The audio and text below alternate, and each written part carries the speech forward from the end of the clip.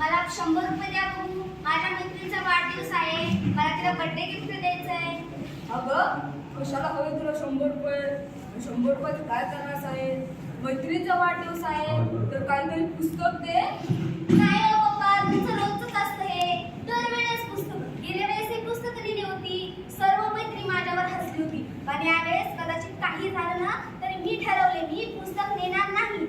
अरे बाळा, रागवतेस कशाला? पुस्तक देणं ही काय वाईट गोष्ट आहे का? पुस्तकाहून चांगलं बर्थडेला गिफ्ट असू शकत नाही. तू दे तर.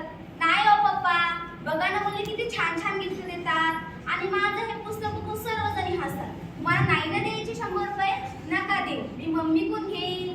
माझ्याकडे काही पैशाची बँक नाहीये, जेव्हा म्हणलं तेव्हा काढायला. बरं ठीक आहे, दोघाला बी नाही द्यायचे पैसे, नका देऊ, मी माझा गल्ला फोडेल. असं म्हणून पिंकी तिच्या रूम मध्ये जाते. तिच्या पाठोपाठ तिला समजून सांगण्यासाठी तिचे आई वडील सुद्धा जातात. तेव्हा वडील पिंकीला म्हणतात, अरे बेटा, मम्मीवर कसला राग करतेस? जाऊ दे ना. तेव्हा लगेच किचन मधून आवाज येतो, लाडाचे परिणाम आहेत हे सगळे, त्यामुळे म्हणतो ते अति लाड करू नका. तेव्हा पिंकीचे वडील म्हणतात, गप्प तू आमच्या मुलीच्या मतामध्ये बोलू नकोस, आमच्या बापने तिचे चालू दे. तेव्हा पिंकी रडत असते. तेव्हा तिचे वडील म्हणतात, अरे बेटा जाऊ दे ना, मम्मीचं कशाला म्हणा होते, तुला 100 रुपयेच हवे ना? तुला 100 नाही, मी 200 देतो, पण माझी अट आहे. तेव्हा पिंकी म्हणते, काय बरं तुमची अट? तेव्हा तिचे वडील म्हणतात, माझी अट एकच आहे, मी 100 रुपये काय 200 रुपये देईल तुला, पण तुला जे 200 रुपयाचं गिफ्ट घेशील ना मोनाला, तुझ्या मैत्रिणीला, ते तुझ्यातर्फे दे, पण मात्र जी मी माझ्याकडून पुस्तक देईल ना ती माझ्यातर्फे दे. तेव्हा पिंकी म्हणते, ठीक आहे पप्पा, द्या. तेव्हा तिचे पप्पा तिला पुस्तकाला पैसे देतात, पुस्तकही देतात आणि पैसे देतात. तेव्हा पिंकी आनंदी होते आणि पिंकी तिच्या मैत्रिणीच्या म्हणजेच मोनाच्या वाढदिवसाला जाते. तेव्हा तिच्या घरी गेल्यानंतर जिकडे नजर जाईल तिकडे लाईट, फुगे, हे सर्व असं छान वातावरण होतं. पण या वातावरणामध्ये पिंकीची जिवलग मैत्रीण म्हणजेच मोना पुढे दिसतच नव्हती. तेव्हा तिने एका कोणत्याला बघितलं, तिथं मोना निराश होऊन घेऊन बसली होती. तेव्हा पिंकी तिच्यापाशी गेली आणि तिला म्हणाली, काय ग मोना, तुझा आज वाढदिवस आहे ना, मग तुला किती आनंदी असायला पाहिजे बरं, तर किती निराशस. तेव्हा पिंकीची मैत्रीण म्हणते, अगं कसलं निराश, काय कसला आनंद, माझा भाऊ, माझा मोठा भैया आज स्पर्धा परीक्षेसाठी बाहेर गेलाय आणि माझा वाढदिवस आहे आज. तेव्हा पिंकी म्हणते, अगं मग काय झालं? तेव्हा तिची मैत्रीण म्हणते, आणि हो, तू माझ्या मला येताना गिफ्ट सुद्धा आणणार आहे. तेव्हा पिंकी म्हणते, अगं मग तुला आणखी आनंदी असायला पाहिजे, तू तुला गिफ्ट तर घेऊन येणारच आहे ना. तेव्हा मोना म्हणते, गिफ्टाचं काय ग, पण माझा भैया माझ्या वाढदिवसाला पाहिजे होता. तेव्हा त्या दोघीचा संवाद चालू असताना लाईट जाते आणि लाईट 2 मिनिटांनी वापस येते. वापस आल्यानंतर काय, तर मोनाचे आई वडील कितपशी उभा राहिलेले असतात, पाहुणे रावणे सगळे एका जागेवर जमा झालेले असतात. तेव्हा मोनालाही त्यांच्यापाशी बोलवतात आणि केक त्याचा बर्थडे सुरू करतात.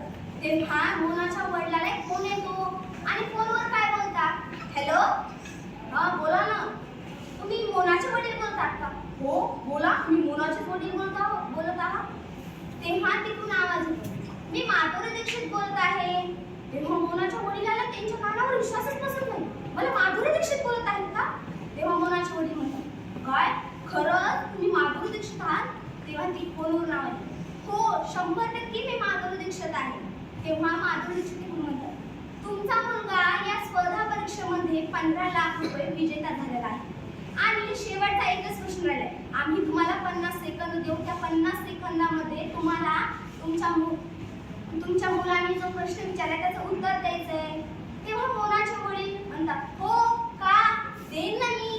तेव्हा तिकडून प्रश्न सांगण्यात येतो. तेव्हा मोनाचे वडील मोनाला म्हणतात, अगं आपल्याकडे डिक्शनरी आहे का, लवकर काढ बघू बाहेर. तेव्हा मोना तिच्या हातातली असलेली डिक्शनरी लगेच तिच्या वडिलांच्या हातात देते. तेव्हा तिकडून शब्द सांगण्यात येतो आणि इकडून तेव्हा लगेच फोनवर आवाज येतो, पप्पा प्लीज लवकर करा, 50 सेकंदामध्ये आपल्याला या प्रश्नाचं उत्तर द्यायचं आहे.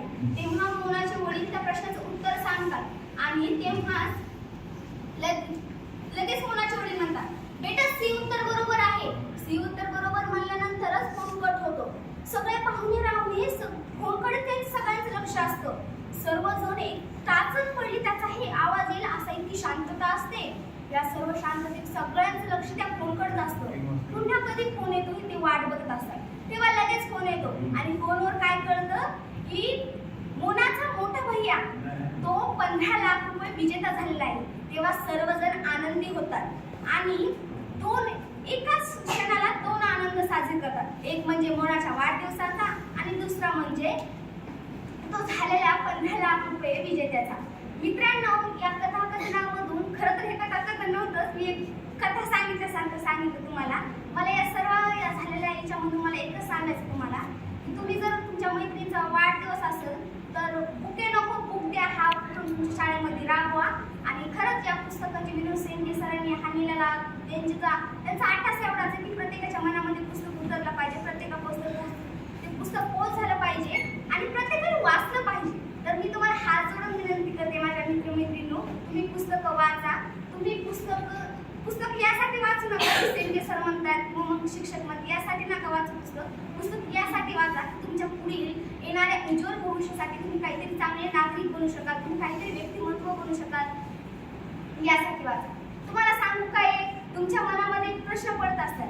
प्रत्येकाच्या मनामध्ये एक प्रश्न विचारतो, तू कोण आहेस, कोणासाठी जगतोय, कोणासाठी या जगात आला आहे, तुला काय करायचंय, या जगामध्ये तुझी जागा काय, तुला काय करायचंय, काय तू कशासाठी जगतो. या सर्वांच्या प्रश्न जर एक उत्तर द्यायचं असेल ना तर फक्त पुस्तकी वाचा. पुस्तक या सर्व प्रश्नाला उत्तरे देतात. धन्यवाद.